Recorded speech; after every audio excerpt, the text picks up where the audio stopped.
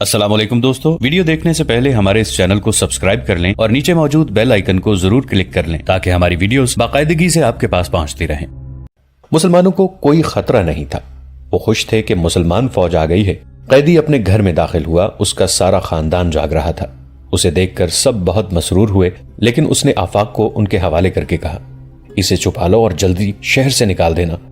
मैं नहीं रुक सकता। सलीबियों ने कल रिहाई का वादा किया है। उसे भी कोई नहीं जानता। अगर मैं यहां रुक गया तो शायद कभी भी रिहाई नहीं मिलेगी। क्या यह सच है कि सलाहुद्दीन अयूबी की फौज अंदर आ गई है? कैदी के बाप ने पूछा। कुछ पता नहीं, कैदी ने जवाब दिया। आग बहुत जोर की है, मालूम नहीं कब बुझेगी। अगर हमारी फौज नहीं आई तो फिर हम ये खतरा कैसे मोल ले सकते हैं? कैदी के बाप ने कहा। यह आदमी खुद ही निकल जाएगा। कैदी ने कहा, यह कल यहां से निकल जाएगा। इसका हमें कोई खतरा नहीं। कैदी के बाप ने कहा। अभी अभी तुम्हारा छोटा भाई 2 मुसलमान लड़कियों को लाया है। उन्हें उसने और सारिम के बेटे उस्मान और उनके दोस्तों ने सलीबियों के शाही खाने से अगवा किया है। दोनों को हमने घर में छुपा लिया है। कौन है वो लड़कियां? कैदी ने पूछा। कहते हैं उन्हें कल एक काफिले से सलीबियों ने अगवा किया था। बाप ने जवाब दिया। उनका भाई सुना है कैद में है। आफाक ने तड़प कर पूछा, कहां हैं वो लड़कियां? जरा सी देर में आफाक अपनी बहनों को गले लगा रहा था। खुदा ने उसकी फरियादें सुन ली थीं। ये बड़ा ही जज्बाती मंजर था। उनके माँ बाप मारे गए थे, वो लुट गए थे। उन्हें ऐसे मौजज़ा नुमा मुलाकात की तवक्को नहीं थी। जिस कैदी का ये घर था वो दौड़कर बाहर निकल गया। वो कैद से भागना नहीं चाहता था। उसका छोटा भाई बरजीस और उस्मान सारिम के साथ था। वो लड़कियों को छोड़कर कहीं चला गया था। वो अचानक आ गया। उसने लड़कियों से कहा, फौरन उठो, शहर से निकलने का मौका पैदा हो गया है। आफाक से मुताल्लिक उसे बताया गया कि वो इन लड़कियों का भाई है और कैद से फरार होकर आया है। उसने आफाक को भी अपने साथ लिया और बाहर ले गया। बाहर 3 घोड़े खड़े थे। ये बरजीस का इंतजाम था। उसने दोनों बहनों को घोड़ों पर सवार किया और जब तीसरे घोड़े पर खुद सवार होने लगा तो उसे आफाक के मुतालिक बताया गया। उसने आफाक को तीसरे घोड़े पर सवार किया और खुद चल पड़ा। उसने इतना ही कहा, खुदा हाफिज दोस्तों, जिंदा रहे तो मिलेंगे। और वो दौड़ पड़ा। वो शहर के अकबी दरवाजे की तरफ जा रहा था, जहां से डरे हुए शहरियों का जुलूस बाहर को भागा जा रहा था। यह दरवाजा बरजीस ने पहले से देख रखा था। शहर से निकलने का मौका पैदा हो गया था। उसने कहीं से 3 घोड़े पकड़े और ले आया। किसी सलीबी कमांडर ने देख लिया कि शहरी तो भाग रहे हैं। उसने दरवाजा बंद करने का हुक्म दे दिया। बरजीस जब वहां पहुंचा तो दरवाजा आहिस्ता आहिस्ता बंद हो रहा था और शहरियों का एक हुजूम दरवाजे में फंस गया था। एक वावेला बरपा था। बरजीस ने चिल्लाना शुरू कर दिया, पीछे से फौज आ रही है, दरवाजा खोल दो, भागो, मुसलमान आ रहे हैं। हुजूम ने आगे को जोर लगाया तो बंद होते होते दरवाजा खुल गया। इंसान रुके हुए दरिया की तरह बंद तोड़कर निकल गए। बाहर निकलकर बरजीस ने आफाक से कहा कि किसी एक बहन के पीछे सवार हो जाओ। अगर मैं तुम्हारे साथ सवार हुआ तो एक घोड़े पर 2 मर्दों का वजन ज्यादा हो जाएगा। हमारा सफर लंबा है। आफाक एक बहन के पीछे सवार हो गया। दूसरी ने उससे कहा कि वो सवारी से डरे नहीं, घोड़ा उसे गिराएगा नहीं। उन्होंने घोड़े दौड़ा दिए। बरजीस को मालूम था कि रास्ते में सलीबी फौज खैबाजन है।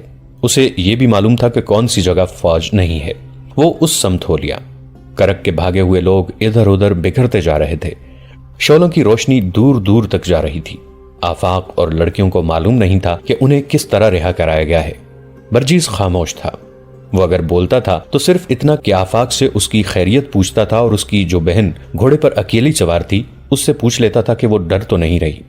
करक के शोले पीछे हटते चले जा रहे थे और रात घोड़ों की रफ्तार के साथ गुजरती जा रही थी। सुबह तुलू हुई तो बरजीस सुल्तान अयूबी की फौज के इलाके में दाखिल हो चुका था। उसने एक कमांडार से अपना तारुफ करवाया और सुल्तान अयूबी के मुतालिक पूछा कि कहां होगा। कमांडार उसे अपने दस्तों के कमांडार के पास ले गया, जिसने उसे बताया कि सुल्तान अयूबी कहां हो सकते हैं। बरजीस अपनी इस कामयाबी पर बेहद खुश था। उसने सिर्फ लड़कियों को सलीबियों से आजाद नहीं कराया था, बल्कि कर्क में आतिशजनी जैसी तखरीबी कार्रवाई करके सलीबी फौज के गैर मुस्लिम शहरियों के जज्बे पर खौफ तारी कराया था। वो सुल्तान अयूबी को यह मशवरा देना चाहता था कि कर्क पर फौरन हमला कर दिया जाए। कर्क की सुबह बड़ी भयानक थी। शोलों की बुलंदी और तुंदी खत्म हो गई थी, लेकिन आग अभी तक सुलग रही थी।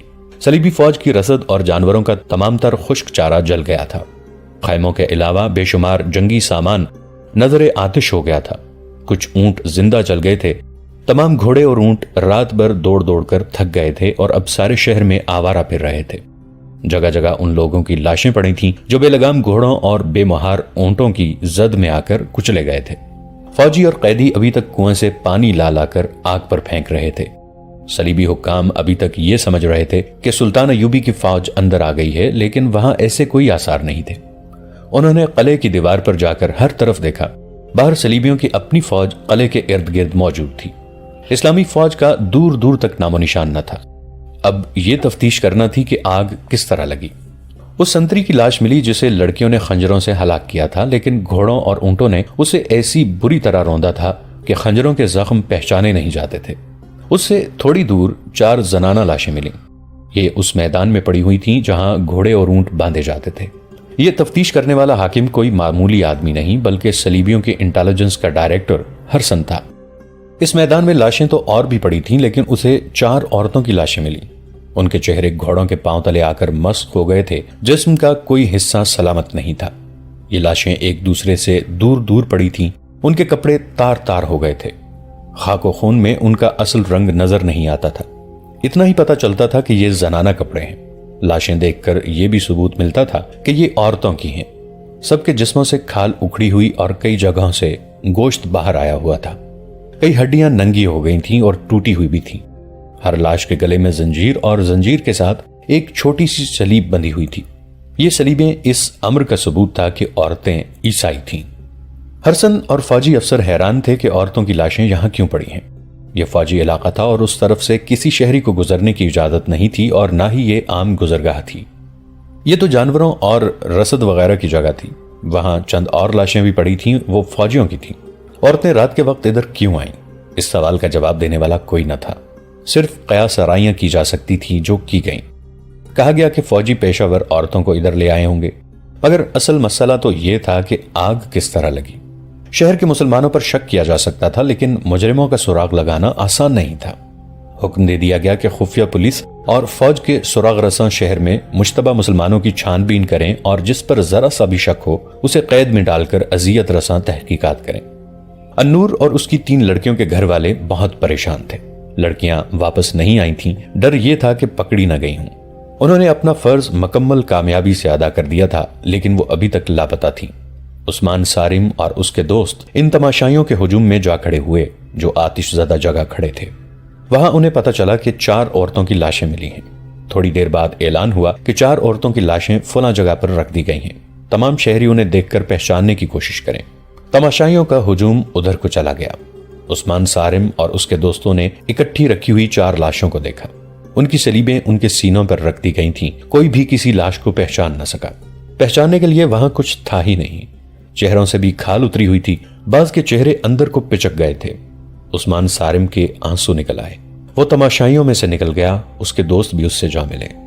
ان سب کو معلوم تھا کہ یہ لاشیں کن کی ہیں۔ ان میں سے ایک عثمان سارم کی بہن انور کی لاش تھی، باقی 3 لاشیں اس کی سہیلیوں کی تھیں۔ چاروں رات کو اپنا فرض ادا کر کے شہید ہو گئی تھیں۔ ان کی شہادت کا عینی شاہد کوئی بھی نہیں تھا۔ لاشوں کی حالت جو کہانی بیان کرتی تھی وہ کچھ اس طرح ہو سکتی تھی کہ ان لڑکیوں نے سنتری کو ہلاک کر کے آگ لگائی، بعد میں گھوڑوں کے رسے کاٹے اور انہی گھوڑوں کی بگدڑ کی زد میں آ گئیں۔ معلوم نہیں کتنے 100 گھوڑے اور اونٹ ان لاشوں کو رونتے رہے۔ 2 لڑکیوں کی عصمت بچانے کے لیے 4 لڑکیاں قربان ہو گئیں۔ برجیس نے اپنے ہاتھوں ان لڑکیوں کے گلوں میں صلیبیں لٹکائی تھیں تاکہ بوقت ضرورت وہ صلیبیں دکھا کر ظاہر کر سکیں کہ وہ عیسائی ہیں۔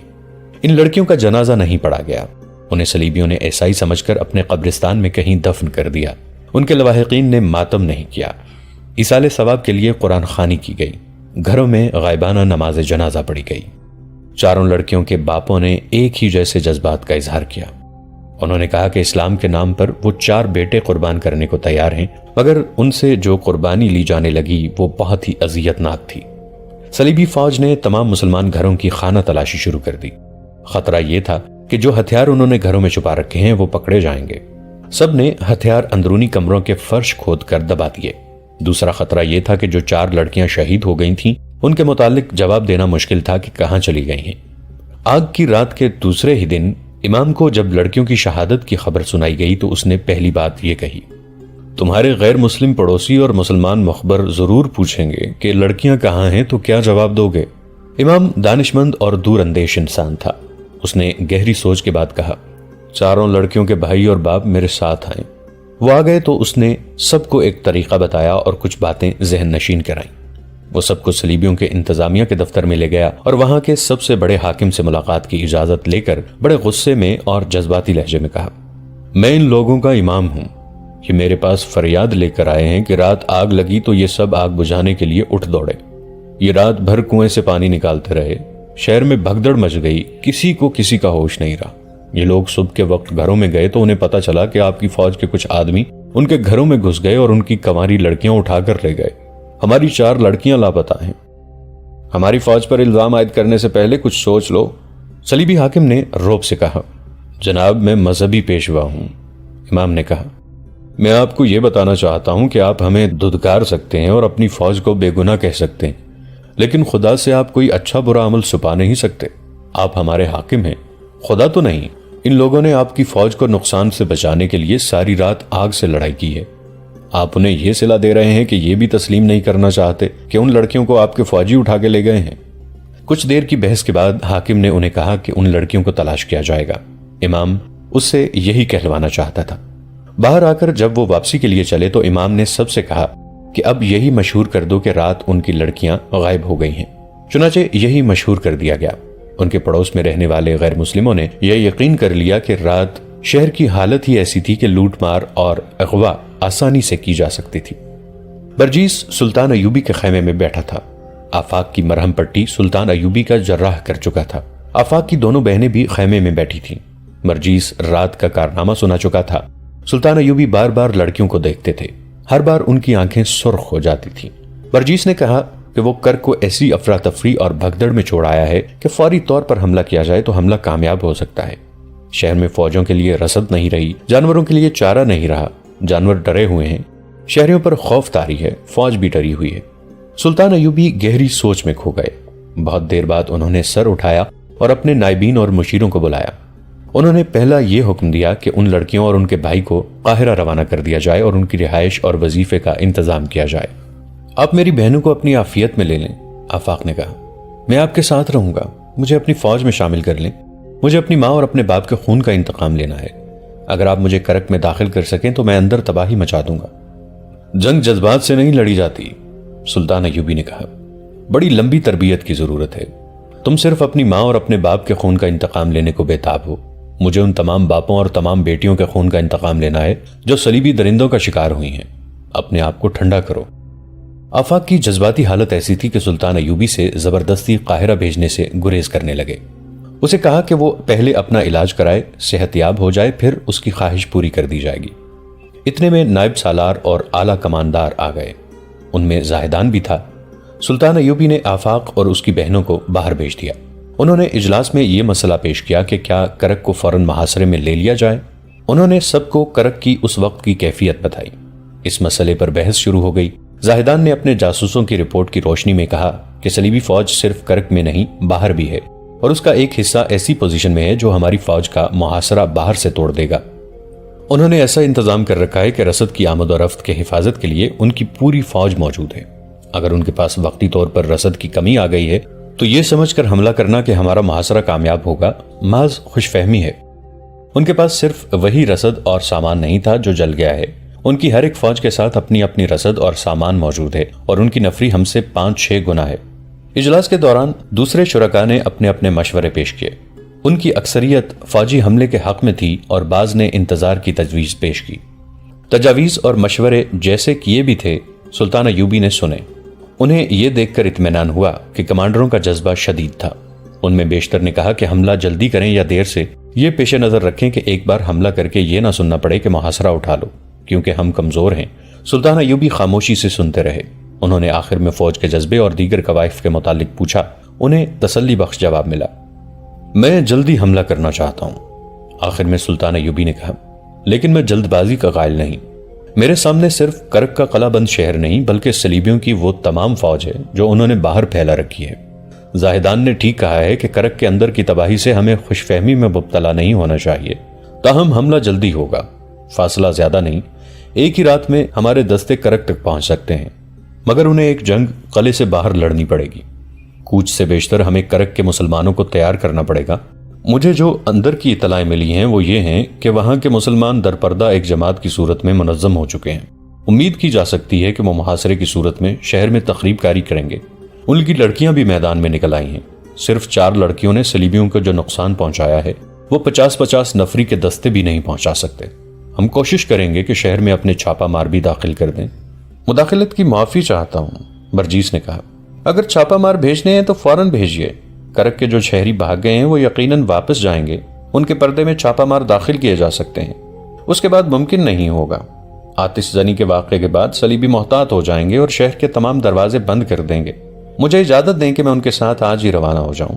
وہ اپنے ساتھ کوئی ہتھیار نہ لے جائیں، وہاں سے ہتھیار مل جائیں گے۔ آخر فیصلہ یہ ہوا کہ آج ہی رات چھاپا مار برجیس کی قیادت میں روانہ کر دیے جائیں۔ جہاں تک گھوڑے لے جا سکتے ہیں وہاں تک گھوڑوں پر جائیں، آگے پیدل جائیں۔ گھوڑے واپس لانے کے لیے کچھ آدمی ساتھ بھیج دیے جائیں۔ اسی وقت زاہدان سے کہا گیا کہ وہ برجیس کی ہدایت کے مطابق چھاپا ماروں کو شہری لباس مہیا کرے اور شام کے بعد روانہ کر دے۔ سلطان ایوبی نے اپنے فوجی کمانڈروں کو جنگی نوعیت کی ہدایات دیں اور خاص طور پر کہا، یہ یاد رکھنا کہ جس فوج سے ہم حملہ کرا رہے ہیں یہ وہ فوج نہیں جس نے شوبک فتح کیا تھا۔ یہ فوج مصر سے آئی ہے جس میں دشمن نے بے اطمینانی پھیلائی تھی۔ اس فوج کو محاصرے میں لڑنے کا تجربہ نہیں، کمانداروں کو چوکنا رہنا پڑے گا۔ مجھے شک ہے کہ اس فوج میں تخریبی ذہن کے سپاہی بھی ہیں۔ میں نے جو دستے اپنے ہاتھ میں رکھے ہیں وہ ترک اور شامی ہیں، اور نور الدین زنگی کی بھیجی ہوئی کمک کو بھی اپنے پاس محفوظ رکھوں گا۔ حالات تمہارے خلاف ہو گئے تو گھبرا کر پیچھے نہ ہٹانا، میں تمہارے پیچھے موجود ہوں گا۔ اور یہ بھی یاد رکھو کہ کرک کے مسلمانوں کے ساتھ امیدیں وابستہ نہ کیے رکھنا۔ ان کے لیے جو ہدایات بھیج رہا ہوں وہ ایسی ہرگز نہیں ہوں گی کہ یہ اپنے آپ کو ایسے خطرے میں ڈال لیں کہ ان کی مستورات کی عزت بھی محفوظ نہ رہے۔ میں ان سے اتنی زیادہ قربانی نہیں مانگوں گا۔ وہ محکوم اور مجبور ہیں، ظلم و تشدد کا شکار ہیں۔ ہم ان کی آزادی اور نجات کے لیے جا رہے ہیں، ان کے بھروسے پر نہیں جا رہے۔ 4-5 دنوں تک کرک میں یہ کیفیت رہی کہ مسلمانوں کے گھروں پر چھاپے پڑ رہے تھے۔ کئی مسلمان محض شک میں گرفتار کر لیے گئے تھے۔ بیگار کیمپ کے جن قیدیوں کو اس وعدے پر آگ بجھانے کے لیے لے گئے تھے کہ انہیں رہا کر دیا جائے گا، رہا نہیں کیا گیا تھا۔ صلیبیوں نے مظالم کا ایک نیا دور شروع کر دیا تھا۔ ان کا نقصان معمولی نہیں تھا۔ وہ جانتے تھے کہ مسلمانوں کے سوا یہ دلیرانہ تخریب کاری کوئی اور نہیں کر سکتا۔ گرفتار ہونے والوں میں عثمان سارم کے 2 دوست بھی تھے جو لڑکیوں کو رہا کرانے کے لیے اس کے ساتھ گئے تھے۔ انہیں درندوں کی طرح اذیتیں دی جا رہی تھیں۔ صلیبی بربریت کی حدوں سے بھی آگے نکل گئے تھے، مگر انہیں کوئی سراغ نہیں مل رہا تھا۔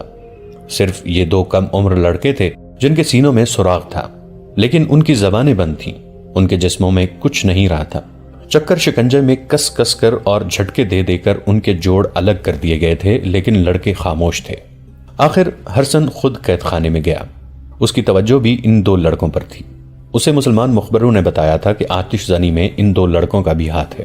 مسلمان مخبر 2 تھے، دونوں ان لڑکیوں کے پڑوسی تھے۔ وہ معمولی سے حیثیت کے آدمی ہوا کرتے تھے، لیکن اب گھوڑا گاڑیوں میں سواری کرتے تھے اور صلیبیوں کے درباری بن گئے تھے۔ وہ صلیبی حاکموں کو گھروں میں بھی مدعو کرتے تھے اور اپنی بیٹیوں کے ساتھ بٹھاتے اور فخر کرتے تھے۔ ان کی 2-2 3-3 بیویاں تھیں اور وہ شراب بھی پیتے تھے۔ انہوں نے ان 2 لڑکوں کو آتش زنی کی رات کہیں مشکوک حالت میں دیکھا تھا اور انہیں گرفتار کرا دیا۔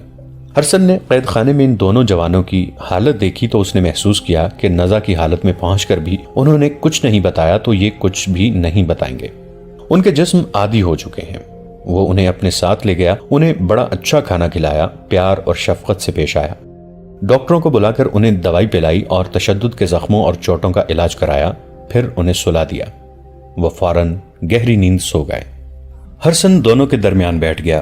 کچھ دیر بعد ان میں سے ایک نوجوان صاف الفاظ میں بڑبڑانے لگا، میں کیا جانوں، میرا جسم کاٹ، مجھے کچھ بھی معلوم نہیں۔ اگر کچھ معلوم ہوگا تو کبھی نہیں بتاؤں گا۔ تم گردن کے ساتھ صلیب باندھتے ہو، میں نے قرآن کی ایک آیت باندھی ہوئی ہے۔ تم نے آگ لگائی تھی؟ ہرسن نے کہا، تم نے صلیبیوں کی کمر توڑ دی ہے، تم بہادر ہو، مر گئے تو شہید کہلاؤ گے۔ اگر مر گیا تو جب تک جسم میں جان ہے اس جان میں ایمان بھی رہے گا۔ جان نکل جائے گی، زبان نہیں نکلے گی۔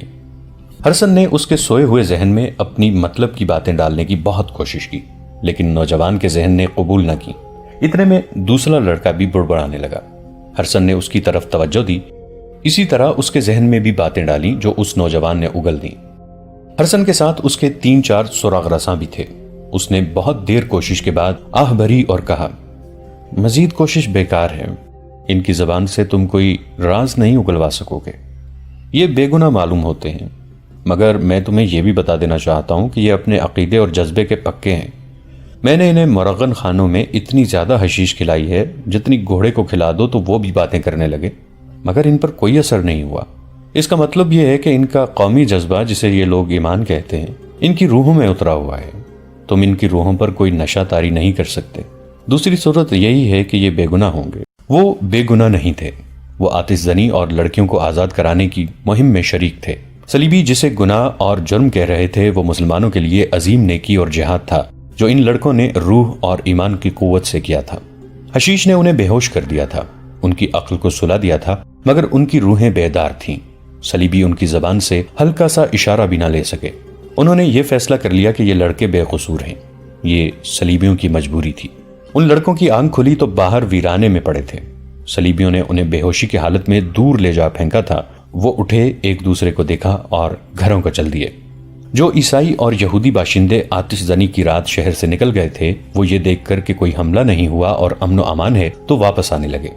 صلیبیوں کی فوج جو باہر خیمہ زن تھی، اس نے بھی انہیں یقین دلایا کہ کوئی حملہ نہیں ہوا، وہ واپس چلے جائیں۔ چنانچہ ایک حکم کے تحت شہر کے دروازے ان لوگوں کے لیے کھلے رکھے گئے جو واپس آ رہے تھے۔ لوگ کنبہ در کنبہ چلے آ رہے تھے اور انہی میں برجیس بھی کرک میں داخل ہو گیا اور اس کے ساتھ سلطان ایوبی کے 15 چھاپا مار بھی شہر میں داخل ہو گئے۔ کرک کے لوگوں نے دیکھا کہ وہ چپ چاپ اور غریب سا موچی جو دنیا کے ہنگاموں سے بے خبر راستے میں بیٹھا جوتے مرمت کیا کرتا تھا، 3 دنوں کی غیر حاضری کے بعد پھر راستے میں آ بیٹھا ہے۔ اس نے رات ہی رات 15 کے 15 چھاپا ماروں کو عثمان صارم اور اس کے نوجوان ساتھیوں کی مدد سے مسلمان گھرانوں میں چھپا دیا تھا۔ ان میں اب کوئی کسی دکان میں ملازم تھا، کوئی صلیبیوں کے استبل کا سائس بن گیا تھا، کوئی مذہب کے طالب علم کے روپ میں مسجد میں جھاڑو دیتا تھا۔ انہیں اب یہ دیکھنا تھا کہ سلطان ایوبی کے حملے کی صورت میں وہ اندر سے کیا کر سکتے ہیں۔ کرنے والا کام صرف یہ تھا کہ کہیں سے قلعے کی دیوار میں اتنا بڑا شگاف پیدا کر دیں کہ وہاں سے گھوڑے بھی اندر آ سکیں یا قلعے کا کوئی دروازہ کھول سکیں۔ وہ انہی کاموں کے لیے زمین ہموار کر رہے تھے۔ عثمان صارم نے اپنی نوجوان جماعت میں اضافہ کر دیا تھا۔ لڑکیاں بھی تیار ہو گئی تھیں، مگر رینی الیگزینڈر سائے کی طرح عثمان صارم کے ساتھ لگی ہوئی تھی۔ اسے راستے میں روک لیتی تھی، اس کے گھر چلی جاتی تھی اور ایک روز اس نے عثمان صارم سے پوچھا، عثمان، النور کہاں ہے؟ تمہاری قوم کے کسی گنہگار کے پاس، عثمان صارم نے جل کر جواب دیا۔ اس پر اللہ کی لعنت، رحمت کہو عثمان، رینی نے کہا۔ تم ہمارے خلاف لڑ کر مرنے والوں کو شہید کہا کرتے ہو، النور شہید ہو گئی ہے۔ عثمان صارم چکرا گیا، اسے کوئی جواب نہ بن پڑا۔ اور ان 2 لڑکیوں کو اٹھانے والوں میں تم بھی تھے، رینی نے کہا، لیکن تم ابھی تک گرفتار نہیں ہوئے۔ میں نے کہا تھا نا، تمہاری قید اور آزادی کے درمیان میرا وجود حائل ہے، کہو اور کتنی قربانی مانگتے ہو؟ عثمان صارم آخر نوجوان تھا، جس میں جتنا جوش اور جذبہ تھا اتنی عقل نہیں تھی۔ وہ دانش مند نہیں تھا۔ رینی کی باتوں نے اسے پریشان کر دیا۔ اس نے جھنجھلا کر پوچھا، رینی تم کیا چاہتی ہو؟ ایک یہ کہ میری محبت قبول کر لو، رینی نے جواب دیا۔ دوسرا یہ کہ ان زمین دوز حرکتوں سے باز آ جاؤ۔ تم اپنی قوم اور اپنی حکومت سے محبت کرتی ہو، عثمان صارم نے کہا۔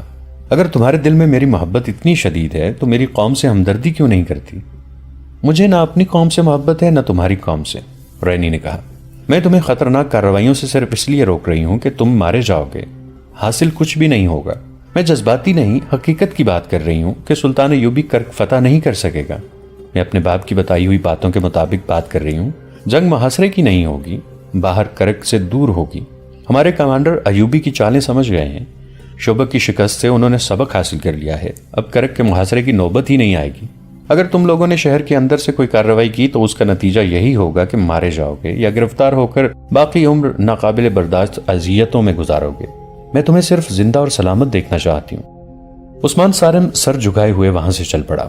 اسے رینی کی آواز سنائی دی، سوچو عثمان، سوچو، میری باتیں ایک غیر قوم کی لڑکی کی باتیں سمجھ کر ذہن سے اتار نہ دینا۔ میں آپ سب کو ایک بار پھر بتا دینا چاہتا ہوں کہ یہ کرک ہے، شوبک نہیں۔ سلطان ایوبی نے اپنے کمانڈروں کو آخری ہدایات دیتے ہوئے کہا، صلیبی چوکنے اور بیدار ہیں۔ میری جاسوسی مجھے بتا رہی ہے کہ ہمیں ایک جنگ کرک سے باہر لڑنی پڑے گی۔ شہر کے اندر سے مسلمانوں نے کوئی زمین دوز کارروائی کی تو شاید وہ ہمارے کام نہیں آ سکے گی۔ اس کا نتیجہ یہ بھی ہو سکتا ہے کہ وہ بیچارے مارے جائیں گے۔ میں انہیں اتنے بڑے امتحان میں نہیں ڈالنا چاہتا۔ انہیں بچانے کی ایک ہی صورت ہے کہ حملہ تیز اور بہت سخت کرو۔ ایسی ہی چند اور ضروری احکامات کے بعد سلطان ایوبی نے اس فوج کو کوچ کا حکم دے دیا جسے کرک کا محاصرہ کرنا تھا۔ کوچ سورج غروب ہونے کے بعد کیا گیا۔ فاصلہ زیادہ نہیں تھا۔ صبح طلوع ہونے تک فوج کرک کے مضافات میں پہنچ گئی، جہاں سے محاصرے کی ترتیب میں آگے بڑھی۔ اس فوج کے سالار کے لیے ایک عجوبہ یہ تھا کہ راستے میں اسے صلیبیوں کا کوئی ایک دستہ بھی نظر نہ آیا۔ اسے بتایا گیا تھا کہ صلیبیوں نے باہر بھی فوج خیمہ زن کر رکھی ہے۔ اسے ایسے راستے سے بھیجا گیا جس طرف صلیبیوں کی فوج نہیں تھی۔ پھر بھی مزاحمت ضروری تھی، جو بالکل ہی نہ ہوئی۔ مسلمانوں کی اس فوج نے قلعے کا محاصرہ کر لیا۔ قلعے کی دیواروں سے تیروں کی بارش برسنے لگی۔ سلطان ایوبی کی فوج نے اس کے جواب میں کوئی شدید کارروائی نہ کی۔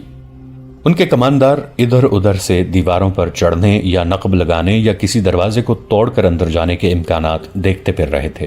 انہوں نے تیر اندازوں کو بھی خاموش رکھا۔ ان کے ساتھ وہ جاسوس تھے جو شہر سے واقف تھے۔ وہ انہیں بتا رہے تھے کہ اندر کون سی اہم جگہ کہاں ہے۔ شہر کے اندر ابھی کسی کو خبر نہیں ملی تھی کہ سلطان ایوبی کی فوج نے قلعے کا محاصرہ کر لیا ہے، لیکن یہ محاصرہ ابھی مکمل نہیں تھا۔ عقب ابھی خالی تھا، جہاں 2 دروازے تھے۔ اچانک قلعے کے اندر فوجی علاقے میں آگ برسنے لگی۔ یہ آتش گیر مادے والی ہانڈیاں تھیں جو سلطان ایوبی کی ایجاد تھی۔ یہ منجنیقوں سے اندر پھینکی جا رہی تھی۔ شہر کے لوگوں نے دیکھا کہ ان کی فوج قلعے کی دیوار پر چڑھ گئی اور باہر کو تیر پہ تیر چلا رہی تھی۔ شہر میں خوف و ہراس پھیل گیا۔ عیسائی اور یہودی باشندے گھروں میں دبک گئے۔ مسلمان باشندے دعاؤں میں مصروف ہو گئے۔ وہ سلطان ایوبی کی فتح کی دعائیں مانگ رہے تھے۔ کچھ مسلمان ایسے تھے جو دعاؤں کے ساتھ ہی بڑی خطرناک سرگرمیوں میں مصروف تھے۔ یہ وہاں کے نوجوان تھے جن میں لڑکیاں بھی تھیں، اور ان میں سلطان ایوبی کے 15 چھاپا مار بھی تھے۔ شہر کی افراتفری سے فائدہ اٹھاتے ہوئے وہ کہیں اکٹھے ہو گئے اور قلعے کے باہر کے دروازے کو اندر سے کھولنے یا توڑنے کے لیے تیار ہو گئے۔ دروازہ بہت مضبوط اور موٹی لکڑی کا تھا، جس پر لوہے کی موٹی موٹی پتریاں بھی چڑھی ہوئی تھیں۔ اسے توڑنا آسان نہیں تھا۔ باہر سے مسلمان فوج نے دروازے پر منجنیقوں سے ہانڈیاں پھینکی۔ یہ دوسری قسم کی تھیں۔ یہ ٹوٹتی تھیں تو ان میں سے سیال مادہ بکھر جاتا تھا۔ اس پر فیتے والے آتشی تیر چلائے جاتے تو سیال مادے کو آگ لگ جاتی تھی۔ اس طریقے سے دروازے کو آگ لگائی گئی، لیکن لوہے نے لکڑی کو نہ جلنے دیا۔ دروازہ بہت ہی مضبوط تھا۔ اوپر سے صلیبیوں نے وہ تیر برسانے شروع کر دیے جو بہت دور تک جاتے تھے۔ یہ منجنیقوں تک پہنچ گئے، جس سے کئی آدمی زخمی اور شہید ہو گئے۔ اس خطرے سے بچنے کے لیے منجنیقیں پیچھے کر لی گئیں اور آگ پھینکنے کا طریقہ ناکام ہو گیا۔ آخر مسلمان تیر اندازوں کو حکم دیا گیا کہ قلعے کی دیواروں پر جو دشمن کے سپاہی ہیں ان پر تیر برسائیں۔ سارا دن دونوں طرف سے تیر اندازی ہوتی رہی۔ ہوا میں صرف تیر اڑتے نظر آتے تھے۔ صلیبی دفاعی پوزیشنوں میں تھے اور دیواروں کی بلندی پر بھی تھے، اس لیے زیادہ نقصان مسلمان فوج کا ہو رہا تھا۔ مسلمانوں کے نقب زن جو قلعوں کی دیواریں توڑنے کے ماہر تھے، ہر طرف گھوم پھر کر دیکھ رہے تھے کہ دیوار میں کہاں شگاف ڈالا جا سکتا ہے۔ وہاں چاروں طرف سے اتنے تیر آ رہے تھے کہ دیوار کے قریب جانا خودکشی کے برابر تھا۔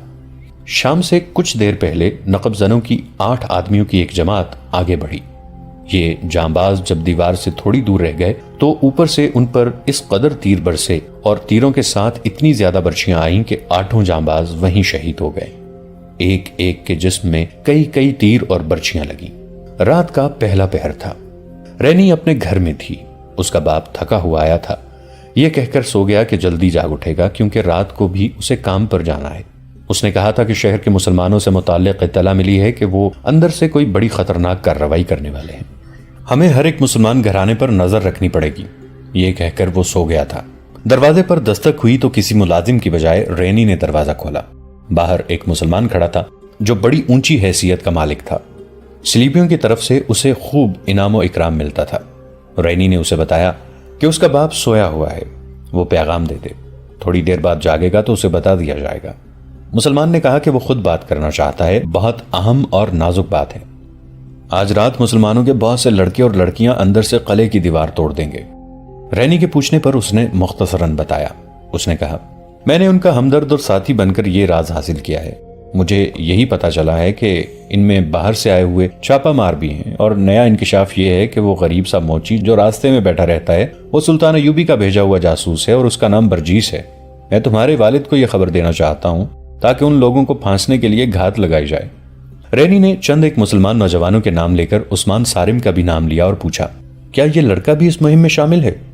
صارم کا بیٹا عثمان تو اس گروہ کا سرغنہ ہے، مسلمان مخبر نے بتایا، اور اس کا سب سے بڑا سرغنہ امام راضی ہے۔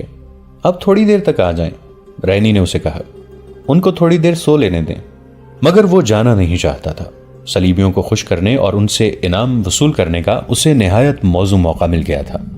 اس کے متعلق مسلمانوں کو معلوم نہیں تھا کہ قرآن کی بجائے صلیب کا وفادار ہے۔ اسی روز مسلمان نوجوانوں اور چھاپا ماروں نے دیوار توڑنے کی اسکیم بنائی تھی۔ اس خفیہ اجتماع میں 3-4 بزرگ امام اور یہ مسلمان بھی تھا جس نے لڑکیوں کو اچھے مشورے دیے اور سب سے زیادہ جذبے کا اظہار کیا تھا۔ مسلمانوں کو شک تک نہ ہوا کہ وہ صلیبیوں کا پالا ہوا سانپ ہے۔ سبھی اسے شہر کا امیر اور معزز تاجر سمجھتے تھے جس کے حسن سلوک کی بدولت صلیبی بھی اس کی عزت کرتے تھے۔ وہ واپس نہیں جانا چاہتا تھا۔ رینی گہری سوچ میں کھو گئی۔ اس نے اسے اندر بٹھانے کی بجائے یہ کہا کہ وہ اسے پوری بات سنائے اور یہ بھی کہا کہ آؤ ذرا باہر ٹہل لیتے ہیں، اتنی دیر میں وہ جاگ جائیں گے۔ وہ تو صلیبیوں کا غلام تھا۔ اتنے بڑے افسر کی بیٹی کے ساتھ خیرامہ خیرامہ چل پڑا۔ چلتے چلتے وہ کنویں تک پہنچ گئے۔ یہ کنواں شہریوں کے لیے کھودا گیا تھا، بہت ہی دور سے پانی نکلا تھا۔ رینی کنویں کے منہ پر رک گئی۔ مسلمان مخبر اسے باتیں سنا رہا تھا۔ وہ بھی کنویں کے قریب کھڑا تھا۔ رینی نے اس کے سینے پر ہاتھ رکھے اور پوری طاقت سے دھکا دیا۔ مسلمان پیچھے کو گرا اور سیدھا کنویں میں گیا۔ اس کی چیخ سنائی دی جو دھڑام کی آواز میں ختم ہو گئی۔ رینی اس مسرت کے ساتھ گھر آ گئی کہ اس نے ایک ایسا راز کنویں میں ڈبو دیا ہے جو عثمان صارم کی یقینی موت کا باعث تھا۔ وہاں سے وہ دوڑتی ہوئی عثمان صارم کے گھر گئی۔ اس کی ماں کے پاس بیٹھی النور کی باتیں کرتی رہی۔ اس نے عثمان کے متعلق پوچھا تو اس کی ماں نے بتایا کہ وہ شام کے بعد ہی گھر سے نکل گیا تھا۔ رینی کو خیال آیا کہ وہ دیوار توڑنے کی مہم پر چلا گیا ہوگا۔ وہ اسے روکنا چاہتی تھی۔ اسے ڈر یہ تھا کہ اس کے اجتماع میں کوئی اور مخبر بھی ہوگا، کہیں ایسا نہ ہو کہ کسی اور نے فوج کو اطلاع دے دی ہو۔ وہ باہر نکل گئی اور اس طرف چل پڑی جس طرف ان لوگوں نے دیوار توڑنے کا منصوبہ بنایا تھا۔ اس مسلمان نے جسے اس نے کنویں میں پھینک دیا تھا بتا دیا تھا کہ چھاپا مار دیوار کے اوپر جا کر صلیبی تیر اندازوں کو ایسے طریقے سے ختم کریں گے کہ کسی کو پتہ نہ چل سکے۔ نوجوان لڑکے اور لڑکیاں نیچے سے دیوار کھودیں گے۔ دیوار جو کہ مٹی کی تھی اور اس کی چوڑائی اتنی زیادہ تھی کہ اس پر 2 گھوڑے پہلو بہ پہلو آسانی سے دوڑ سکتے تھے۔ مٹی کی وجہ سے اس کی کھدائی مشکل نہیں، وقت طلب ضرور تھی۔ اس پارٹی نے بوقت ضرورت لڑائی کا انتظام بھی کر رکھا تھا۔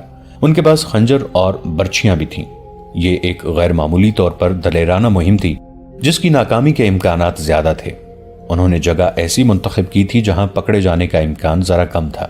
یہ گروہ مقررہ جگہ کی طرف روانہ ہو گیا۔ رینی اسی طرف دوڑی جا رہی تھی۔ وہ عثمان صارم کو روکنا چاہتی تھی۔ اسے شاید علم ہو گیا تھا کہ یہ لوگ پکڑے جائیں گے اور عثمان صارم مارا جائے گا۔ ان جانبازوں کا جانے کا طریقہ اور راستہ کچھ اور تھا۔ رینی وہاں پہنچ گئی جہاں سے دیوار توڑنا تھی۔ وہاں ابھی کوئی نہیں پہنچا تھا۔ اس نے اندھیرے میں ادھر ادھر دیکھا۔ اچانک پیچھے سے اسے کسی نے پکڑ لیا اور گھسیٹ کر پرے لے گیا۔ یہ ایک فوجی تھا۔ پرے لے جا کر فوجی نے اس سے پوچھا کہ وہ کون ہے۔ اس نے باپ کا نام لیا۔ اسے کہا گیا کہ وہ وہاں سے چلی جائے مگر وہ وہاں سے نہیں ہٹنا چاہتی تھی۔ وہاں دراصل فوج کا ایک پورا دستہ چھپا ہوا تھا۔ اس کے کمانڈر نے رینی کو بتایا کہ مسلمانوں کا ایک گروہ یہاں نقب لگانے آ رہا ہے اور اسے پکڑنے کے لیے گھات لگائی گئی ہے۔ یہ اطلاع ایک اور مسلمان مخبر نے فوج کو دی تھی۔ رینی انہیں یہ نہیں کہہ سکتی تھی کہ وہ گھات سے اٹھ جائیں۔ وہ تو صرف عثمان صارم کو بچانا چاہتی تھی۔ اس مسلمان نوجوان کی محبت نے اس کی عقل پر پردہ ڈال دیا تھا۔ اتنے میں ایک فوجی نے کہا، اطلاع غلط نہیں تھی، وہ آ رہے ہیں۔ رینی تڑپ اٹھی۔ اس نے چلا کر کہا، عثمان واپس چلے جاؤ۔ دستے کے کمانڈر نے اس کے منہ پر ہاتھ رکھ دیا اور کہا، یہ بدبخت جاسوس معلوم ہوتی ہے، اسے گرفتار کر لو۔ لیکن گرفتاری کی انہیں مہلت نہ ملی کیونکہ کچھ دور سے شور شرابہ سنائی دینے لگا تھا۔ جانبازوں کی یہ پارٹی سیدھی گھات میں آ گئی تھی۔ صلیبیوں کے دستے کی تعداد زیادہ تھی، بیشتر اس کے کہ جانباز سنبھلتے وہ گھیرے میں آ چکے تھے۔ مشعلیں جل اٹھیں جن کی روشنی میں جانباز صاف نظر آنے لگے۔ ان کے پاس کھدائی کا سامان، برچیاں اور خنجر تھے۔ بھاگ نکلنے کی کوئی صورت نہیں تھی۔ ان میں 11 لڑکیاں تھیں۔ صلیبی کمانڈر نے بآواز بلند کہا، لڑکیوں کو زندہ پکڑو۔ چھاپا ماروں میں سے کسی نے کہا، مجاہدو بھاگنا نہیں، ایک ایک لڑکی کو ساتھ رکھو۔ اور جو مار کا لڑا گیا وہ بڑا ہی خون ریز تھا۔ چھاپا مار تو تربیت یافتہ لڑاکے تھے، خوب لڑے، لیکن لڑکوں اور لڑکیوں نے صلیبیوں کو حیران کر دیا۔ لڑکیاں ڈرنے کی بجائے نوجوانوں کو للکار رہی تھیں۔ انہیں زندہ پکڑنے کی کوششوں میں متعدد صلیبی ان کے خنجروں کا شکار ہو گئے، مگر صلیبی تعداد میں زیادہ تھے۔ چونکہ یہ معرکہ قلعے میں لڑا جا رہا تھا، اس لیے صلیبی فوج کے 2 دستے آ گئے۔ اس معرکے میں ایک نسوانی آواز بار بار سنائی دیتی تھی، عثمان نکل جاؤ، عثمان تم نکل جاؤ۔ یہ رینی کی آواز تھی۔ اس وقت تک عثمان صارم لڑ رہا تھا، اس کے سامنے ایک صلیبی آیا۔ عثمان کے پاس خنجر تھا اور صلیبی کے پاس تلوار۔ اچانک اس صلیبی کی پیٹھ میں ایک خنجر داخل ہو گیا۔ یہ رینی کا خنجر تھا۔ ایک اور صلیبی نے اسے للکارا۔ اس نے مرے ہوئے صلیبی کی تلوار اٹھا لی اور مقابلے پر اتر آئی۔ عثمان صارم اس کی مدد کے لیے آگے بڑھا، لیکن کسی صلیبی کی تلوار نے اسے شہید کر دیا۔ کچھ دیر بعد جانبازوں میں سے صرف 2 لڑکیاں زندہ رہیں۔ وہ اکٹھی تھیں اور بہت سے صلیبیوں کے گھیرے میں آ گئیں۔ گھیرا تنگ ہو رہا تھا، انہیں کہا گیا کہ وہ خنجر پھینک دیں۔ دونوں نے ایک دوسرے کی طرف دیکھا۔ دونوں بیک وقت اپنا اپنا خنجر اپنے اپنے دل پر رکھا اور دوسرے ہی لمحے انہوں نے خنجر اپنے دلوں میں اتار دیے۔ رینی کو زخمی کر کے پکڑ لیا گیا تھا۔ اس نے بعد میں پاگل پن کی کیفیت میں بیان دیا کہ وہ اس اسکیم کو ناکام کر کے عثمان صارم کو بچانا چاہتی تھی۔ قلعے کی دیوار توڑنے کی امید ختم ہو گئی۔ شہر کے اندر مسلمانوں کی تخریب کاری بھی ختم ہو گئی۔ مسلمانوں کی قیادت کرنے والے جانباز شہید ہو چکے تھے۔ برجیس بھی شہید ہو چکا تھا، لیکن سلطان ایوبی کی امیدیں صرف ان سرفروشوں کے ساتھ وابستہ نہیں تھیں۔ وہ قلعے سر کرنا جانتے تھے۔ ابھی تو محاصرے کا دوسرا دن تھا، مگر اب کے صلیبیوں نے بھی قسم کھائی تھی کہ وہ کرک کا قلعہ سلطان ایوبی کو نہیں دیں گے۔ صلاح الدین ایوبی نے صلیبیوں کے غیر معمولی طور پر مستحکم مستقر کرک پر ایسی بے خبری میں حملہ کیا تھا کہ صلیبیوں کو اس وقت خبر ہوئی جب سلطان ایوبی کی فوج کرک کو محاصرے میں لے چکی تھی، لیکن محاصرہ مکمل نہیں تھا۔ یہ سے طرفہ محاصرہ تھا۔ جاسوسوں نے سلطان ایوبی کو یقین دلایا تھا کہ کرک شہر کے مسلمان باشندے ان چھاپہ ماروں کے ساتھ جنہیں سلطان ایوبی نے پہلے ہی شہر میں داخل کر دیا تھا، اندر سے قلعے کی دیوار توڑ دیں گے۔ محاصرے کے چوتھے 5ویں روز اندر سے ایک جاسوس نے باہر آ کر سلطان ایوبی کو یہ اطلاع دی کہ تمام چھاپہ مار اور چند ایک مسلمان شہری دیوار توڑنے کی کوشش میں شہید ہو گئے ہیں۔ ان میں مسلمان لڑکیاں بھی تھیں اور ان میں ایک عیسائی لڑکی بھی شامل ہو گئی تھی۔ سلطان ایوبی کو یہ بھی بتایا گیا کہ کسی ایمان فروش مسلمان نے اس جانباز جماعت میں شامل ہو کر دشمنوں کو اطلاع دے دی تھی، جس کے نتیجے میں دشمن نے گھات لگائی اور ساری کی ساری جماعت کو شہید کر دیا۔ یہ اطلاع بھی دی گئی کہ اب اندر سے دیوار توڑنے کی امید ختم ہو چکی ہے۔ امیدیں ختم ہونی ہی تھیں۔ صلیبیوں نے جب یہ دیکھا کہ دیوار توڑنے والوں میں کرک کے مسلمان جوانوں اور لڑکیوں کی لاشیں تھیں تو انہوں نے مسلمانوں کی پکڑ دھکڑ اندھا دھند شروع کر دی۔ لڑکیوں تک کو نہ بخشا۔ نوجوانوں کو بیگار کیمپ میں، بوڑھوں کو ان کے اپنے گھروں میں اور نوجوان لڑکیوں کو قلعے کی فوجی بیرکوں میں قید کر دیا۔ ان میں سے کچھ لڑکیوں نے خودکشی بھی کر لی تھی کیونکہ وہ جانتی تھیں کہ کفار ان کے ساتھ کیا سلوک کریں گے۔ سلطان صلاح الدین ایوبی رحمت اللہ علیہ کو بھی یہی غم کھانے لگا کہ کرک کے مسلمانوں کو یہ قربانی بہت مہنگی پڑے گی۔ انہوں نے جب ان جانبازوں کی خبر سنی تو اپنے نائبین سے کہا، یہ کارستانی صرف ایک ایمان فروش مسلمان کی ہے۔ اس ایک غدار نے اسلام کی اتنی بڑی فوج کو بے بس کر دیا ہے۔ ایک وہ ہیں جنہوں نے اللہ کے نام پر جانیں قربان کر دیں، ایک یہ مسلمان ہیں جنہوں نے اللہ کا ایمان کفار کے قدموں میں رکھ دیا ہے۔ یہ غدار اسلام کی تاریخ کا رخ پھیر رہے ہیں۔ سلطان ایوبی غصے سے اٹھ کھڑے ہوئے اور اپنی ران پر گھونسا مار کر بولے، میں کرک کو بہت جلدی فتح کروں گا اور ان غداروں کو سزا دوں گا۔ سلطان ایوبی کی انٹیلیجنس کا افسر زاہدان خیمے میں داخل ہوا۔ اس وقت سلطان ایوبی کہہ رہے تھے، آج رات کو محاصرہ مکمل ہو جانا چاہیے۔ میں آپ کو ابھی بتاتا ہوں کہ کون سے دستے کرک کے پیچھے بھیجے جائیں گے۔ مداخلت کی معافی چاہتا ہوں امیر مصر، زاہدان نے کہا، اب شاید آپ محاصرہ نہیں کر سکیں گے، ہم نے کچھ وقت ضائع کر دیا ہے۔ کیا تم کوئی نئی خبر لائے ہو؟ سلطان صلاح الدین ایوبی نے اس سے پوچھا۔ آپ نے جس کامیابی سے دشمن کو بے خبری میں آن لیا تھا اس سے آپ پورا فائدہ نہیں اٹھا سکے، زاہدان نے جواب دیا۔ وہ ایسے بے دھڑک انداز سے بول رہا تھا جیسے اپنے سے چھوٹے عہدے کے آدمی کو ہدایات دے رہا ہو۔ سلطان ایوبی نے اپنے تمام سینئر اور جونیئر کمانڈروں اور تمام شعبوں کے سربراہوں سے کہہ رکھا تھا کہ وہ اسے بادشاہ سمجھ کر فرشی سلام نہ کیا کریں، مشورے دلیری اور خود اعتمادی سے دیں اور نکتہ چینی کھل کر کیا کریں۔ زاہدان انہی ہدایات پر عمل کر رہا تھا۔ اس کے علاوہ وہ انٹیلیجنس کا سربراہ تھا۔ اس کی حیثیت ایسی آنکھ کسی تھی جو اندھیروں میں بھی دیکھ لیتی تھی، اور وہ ایسا کان تھا جو اپنے جاسوسوں کے ذریعے سینکڑوں میل دور دشمن کی سرگرمیاں بھی سن لیا کرتا تھا۔ سلطان ایوبی کو اس کی اہمیت کا احساس تھا۔ وہ جانتے تھے کہ کامیاب جاسوسی کے بغیر جنگ نہیں جیتی جا سکتی، خصوصاً اس صورتحال میں جہاں صلیبیوں نے سلطنت اسلامیہ میں جاسوسوں اور تخریب کا جال بچھا رکھا تھا۔ سلطان ایوبی کو نہایت اعلیٰ اور غیر معمولی طور پر ذہین اور تجربہ کار جاسوسوں کی ضرورت تھی۔ اس میدان میں وہ پوری طرح کامیاب تھے۔ ان کی انٹیلیجنس کے 3 افسر علی بن سفیان اور اس کے 2 نائبین یعنی حسن بن عبداللہ اور زاہدان جانباز قسم کے سراغ رساں اور جاسوس تھے۔ انہوں نے اس محاذ پر صلیبیوں کے کئی وار بیکار کیے تھے۔ دوستو آج کے لیے اتنا ہی۔ اسی کہانی کی اگلی قسط کے ساتھ بہت جلد حاضر ہوں گے۔ نیچے کامنٹ سیکشن میں اپنی رائے کا اظہار ضرور کیجیے گا۔ ہمارے اس چینل کو سبسکرائب کر کے نیچے موجود بیل آئیکن کو بھی ضرور کلک کیجیے گا۔ اگلی ملاقات تک کے لیے ہمارا اور آپ کا اللہ نگہبان۔